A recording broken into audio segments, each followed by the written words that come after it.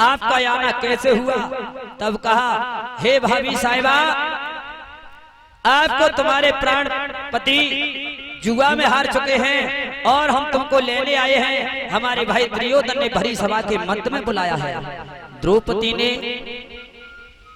बहुत प्रकार से, अनेकों प्रकार से दुशासन को समझाया, हे देवर, नारी का सभा में जाने का कोई अधिकार नहीं होता है, नारी कभी सभा में नहीं जाया करती है देवर।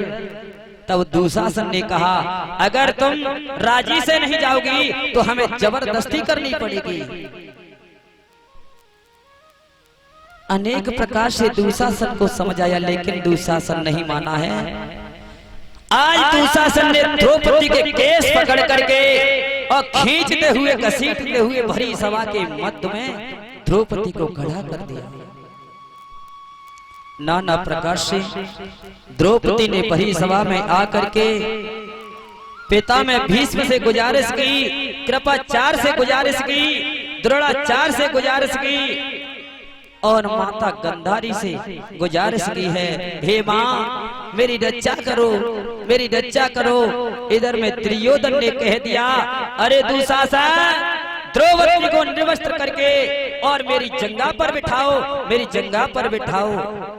इधर में द्रौपदी नाना प्रकार से कृपाचार्य से कहती है, हे पिता में, हे गुरुदेव कृपाचार्य, मेरी रक्षा करो। क्या आप धर्म की रक्षा नहीं करोगे? आज मेरी लाज जा रही है, क्या आप रक्षा नहीं करोगे? पिता में भीष्म से कहा, गुरुदेव आप तो अखंड ब्रह्मचारी हैं और आप तो ऐसे योद्धा हैं, अगर आपने एक भी शब्द भरी सभा में कह दिया तो किसी की ताकत नहीं आपके शब्द की कोई अपमान कर दे, आपके शब्द का कोई अपमान कर दे। लेकिन पिता में भीष्म ने भी नीचे गर्दन कर ली। इधर में द्रोणाचार्य से कहा, हे गुरुदेव, आपने तो हमारे पांचों पतियों को शिक्षा प्रदान की और तुम्हारे आंगन में उंगली पकड़ करके खेले, क्या आप इस अबला नारी की रक्षा नहीं करोगे? रक्षा नहीं करोगे?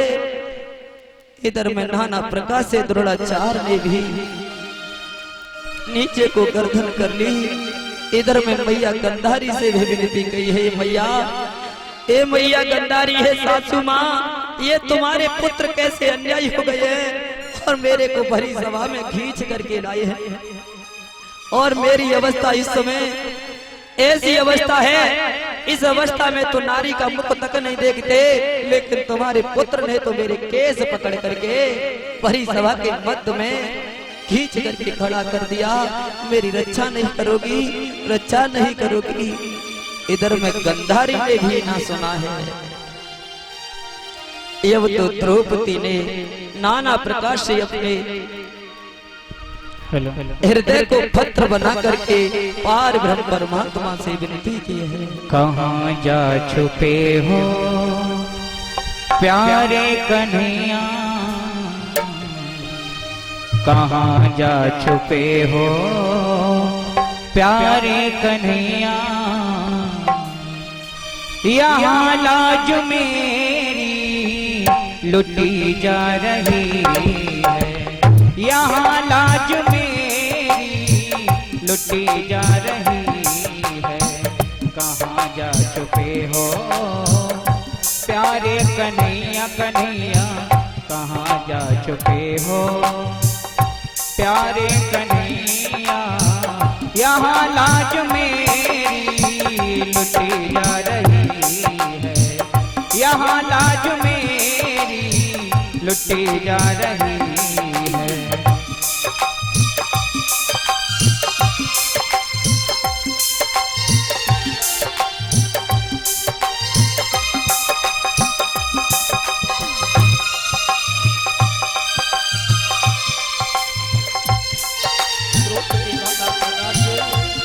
परमात्मा का स्मरण करती है, हे पार ब्रह्म परमेश्वर। और गुरु द्रोणे बोलो, पितामह बोलो बोलो, गुरु द्रोणे बोलो, पितामह बोलो बोलो, तुम्हारी जुबान क्यों थकी जा रही है, तुम्हारी जुबां क्यों थकी जा रही है। गुरु द्रोण बोलो, पितामह बोलो बोलो। द्रौपदी जी चारों तरफ देखती है, कभी पितामह के सामने तो कभी गुरु द्रोण के सामने, लेकिन कोई कुछ नहीं बोल रहा है। गुरु द्रोण बोलो, पितामह बोलो बोलो, तुमसे तुम्हारी बहू पूछती है। तुमसे तुम्हारी बहू पूछती है। दुशासन के हाथों, दुशासन के हाथों तेरी द्रौपदी की, दुशासन के हाथों तेरी द्रौपदी की। सभा में साड़ी खींची जा रही है, सभा में साड़ी खींची जा रही है। कहाँ जा चुके हो प्यारे कन्हैया कन्हैया, कहाँ जा चुके हो प्यारे कन्हैया। यहाँ लाज मेरी लुटी जा रही है, यहाँ लाज मेरी लुटी जा रही है।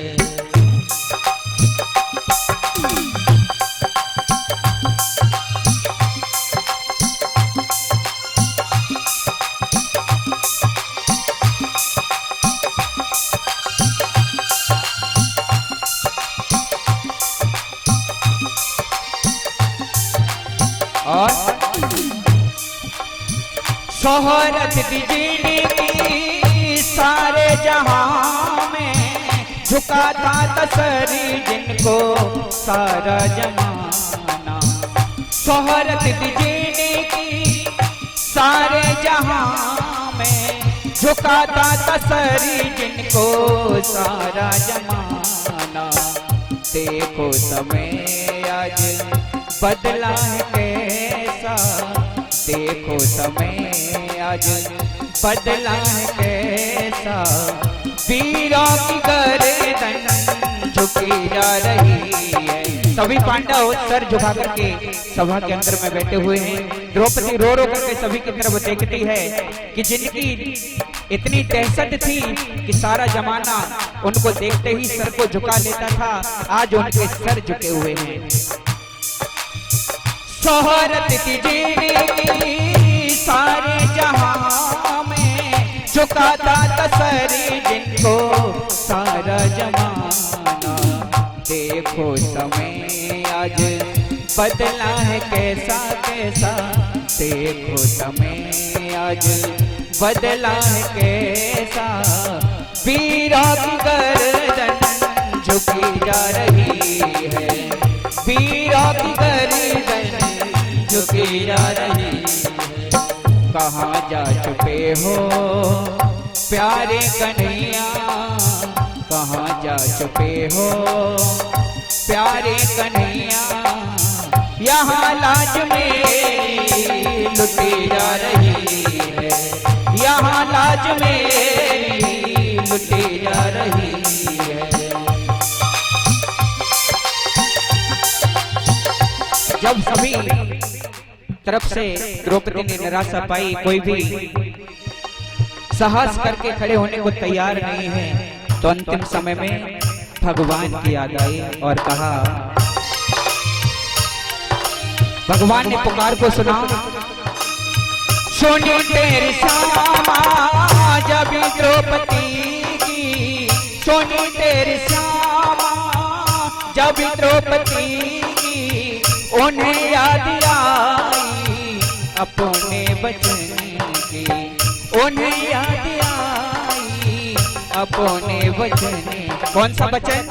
जब राजसूय यज्ञ हो रहा था उस समय उस सभा के अंदर शिशुपाल भी आया हुआ था। तो जैसे ही शिशुपाल ने भगवान श्री कृष्ण को देखा तो उसको भगवान श्री कृष्ण से बैर था। जब भी भगवान कृष्ण को देखता था तो बुरा भला कहता था, गालियां देता था। तो भगवान ने कहा, अरे शिशुपाल मैंने बुआ को वचन दिया है कि मैं तुम्हारी 100 गलतियां क्षमा कर दूंगा, लेकिन अगर तुमने 100 से एक भी ऊपर की तो समझ लेना क्या होगा। शिशुपाल गाली देते देते भूल गया, 100 से 101 हो गई। भगवान ने अपना सुदर्शन चक्र चलाया, जैसे ही सुदर्शन चक्र चलाया उंगली भगवान की कट गई। उसी समय द्रौपदी ने अपनी साड़ी का पल्लू फाड़ करके भगवान कृष्ण की उंगली से बांधा। उस समय भगवान श्री कृष्ण ने द्रौपदी को वचन दिया कि जब भी ऐसा समय आएगा मैं तुम्हारी रक्षा करूंगा, एक एक तार की कीमत कई कई हजार गुना करके चुकाऊंगा। सोने तेरे सामाने जब द्रौपदी उन्हें याद आई अपने वचन की, उन्हें याद आई अपने वचन की। ना की देर पलकी सभा में पधारे, ना की देर पलकी सभा में पधारे।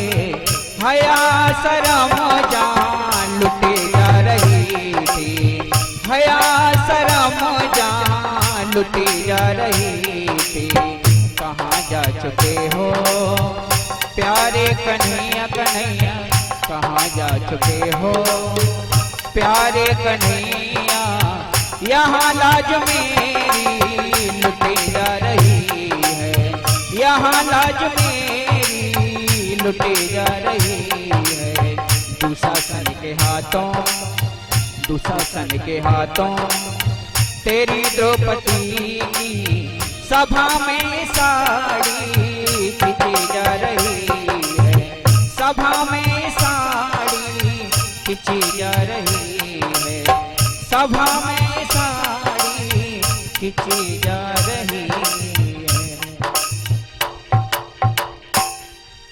इस तरह से श्री सूत जी महाराज कहते हैं कि हे सोनक जी, अंतिम समय निर्णय लेकर के द्रौपदी ने पार ब्रह्म परमात्मा का सुमरण किया। इधर में द्वारकापुरी में मेरे पार ब्रह्म परमात्मा रुक्मिणी के सहित सार फांस का खेल खेल रहे थे। इधर में द्रौपदी की टेर सुनी है